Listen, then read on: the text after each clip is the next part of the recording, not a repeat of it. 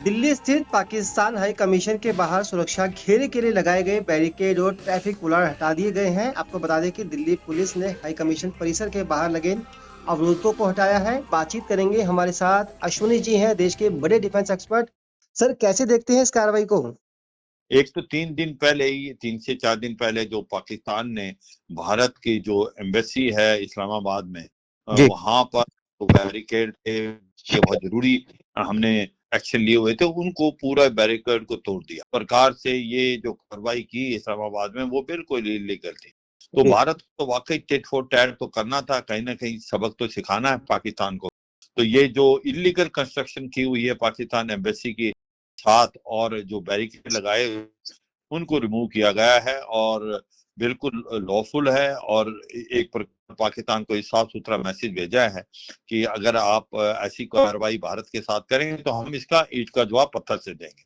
जी। दूसरा इसका पहलू और भी देखना है कि जब ये सरगई गोर जो कि एम्बेसडर हैं यूएस के, वो बिल्कुल। अभी गए थे जम्मू और कश्मीर में और जी। उन्होंने इम्पोर्टेंट चीज बोली। उसने कहा कि जम्मू कश्मीर एक महत्वपूर्ण हिस्सा है भारत का।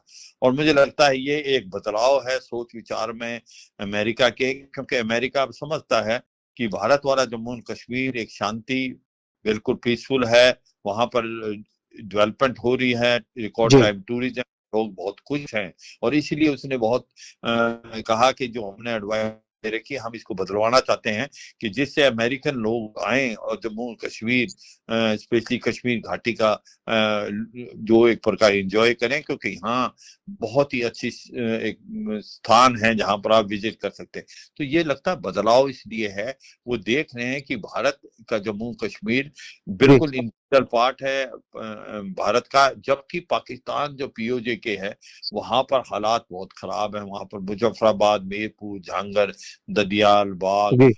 पुंछ, रावलाकोट, वहां पर लोग सड़कों पे है, चक्का जाम, शटर डाउन है। वहां पर जो नारे हैं, ये तो दहशत गर्दी है, इसके पीछे वर्दी है, हमें क्या चाहिए आजादी, हम लेके रहेंगे आजादी। जी। तो अरे जो लग रहे हैं वो ऐसा लगता है कि पीओजे के पाकिस्तान के हाथ से गया। और ये सच्चाई है, ये जियो पॉलिटिक्स रियलिटी है, ये अमेरिका को भी अभी नजर आने लगी है। और ये भी समझना चाहिए जो सरगई गोर एक एम्बेसडर ही नहीं है भारत में, बल्कि वो एक स्पेशल अनवॉय भी हैं डोनाल्ड ट्रंप के साउथ और सेंट्रल एशिया के लिए। तो जो उन्होंने बोला है वो बहुत ही एक इम्पोर्टेंट और महत्वपूर्ण स्टेटमेंट बोली है और इसका बड़ा एक लॉन्ग टर्म रामिफिकेशन होंगे। जी। तीसरा एक इम्पोर्टेंट चीज है, जिस जिस हालात में आज पाकिस्तान जा रहा है, जहां पर पॉलिटिकल इंस्टेबिलिटी है, इकोनॉमिक क्राइसिस है, आतंकवाद बढ़ रहा है, जी। जो आप देखें खैबर पख्तूनख्वा में टीटीपी बहुत सक्रिय हो रखी है, वो सिक्योरिटी फोर्सेस के ऊपर बड़े हमले कर रहा है। बलूचिस्तान में बीएलए जो आदमी है वो फ्रीडम स्ट्रगल कर रही है, वो लगता है कि वो भी इनके हाथों से जाने वाला है।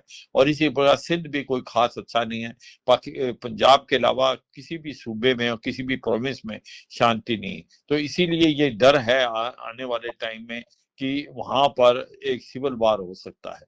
अगर सिविल वार होता है तो पाकिस्तान 4 टुकड़े होना लाजमी है।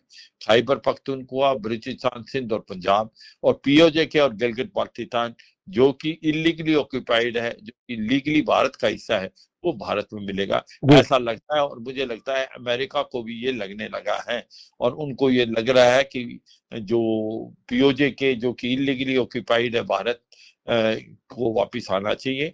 और इसीलिए इन्होंने जो सरगई गोर की जो स्टेटमेंट है बहुत इम्पोर्टेंट है और उन्होंने सोची समझी स्टेटमेंट है, ये नहीं कि एब्रप्ट है। उन्होंने साफ सुथरे शब्दों में बोला कि जम्मू कश्मीर जो एक महत्वपूर्ण हिस्सा है भारत का। मतलब एक के बाद एक कई बड़े झटके पाकिस्तान को लगे हैं, फिर चाहे वो गोर का स्टेटमेंट हो या फिर हिंदुस्तान की सरजमी पे नई दिल्ली में जो अवैध कब्जे थे ये हटाए गए थे। इसके अलावा जो आपने बताया कि खैबर पख्तून और जो पीओके में जो तमाम जो कार्रवाई चल रही है उससे लेकर पाकिस्तान के लिए कहीं ना कहीं चिंता की बात है। सर, बहुत बहुत शुक्रिया इस बातचीत के लिए, तमाम जानकारी देने के लिए आपका धन्यवाद सर। Thank you.